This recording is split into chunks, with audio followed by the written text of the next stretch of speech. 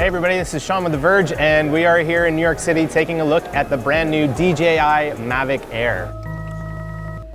Now this is the newest drone from DJI, and it looks a little bit like the DJI Spark and a little bit like the DJI Mavic Pro.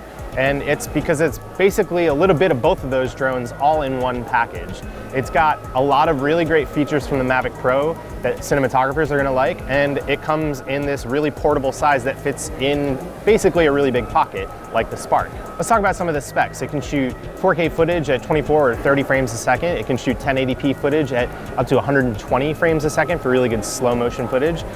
DJI says that it's got a 21-minute flight time, which is on the lower side, but more than the Spark.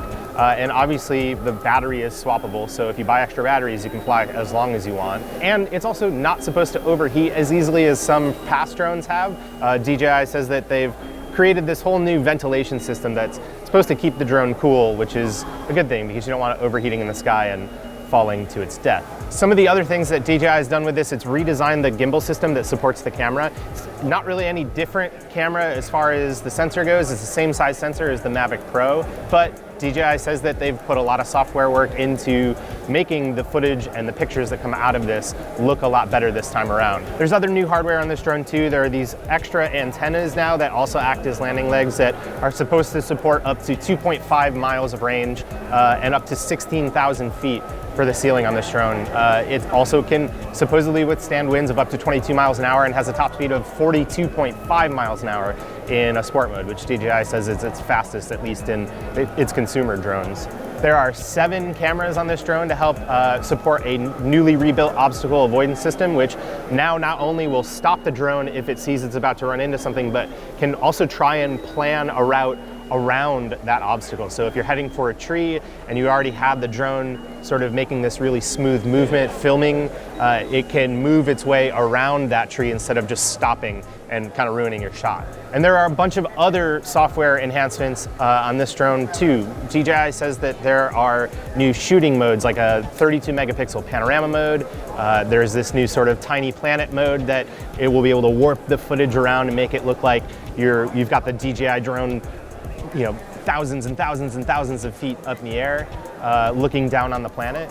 The gesture control system is supposed to be a lot better for controlling the drone with your hand. And DJI is also promising a lot of the other sort of smart features that we've seen on its drones in the past are all getting improvements here. The vision recognition system, the sort of way that it handles itself in flight, the algorithms that control it for keeping it from slamming into objects have all gotten better on the Mavic Air.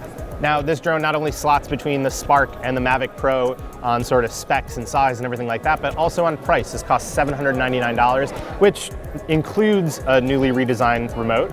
There's also a $1,000 combo pack like we've seen in the past, which will get you extra propellers, extra batteries, things like that.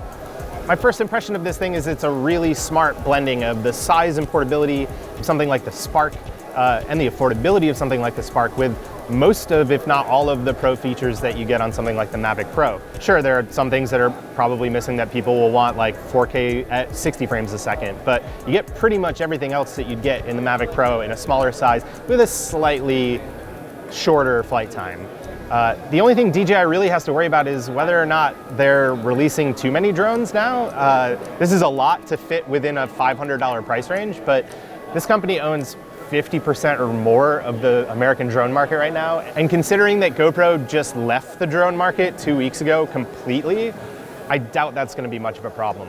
Keep it locked to TheVerge.com for more drone coverage, and head to youtube.com/TheVerge and click subscribe.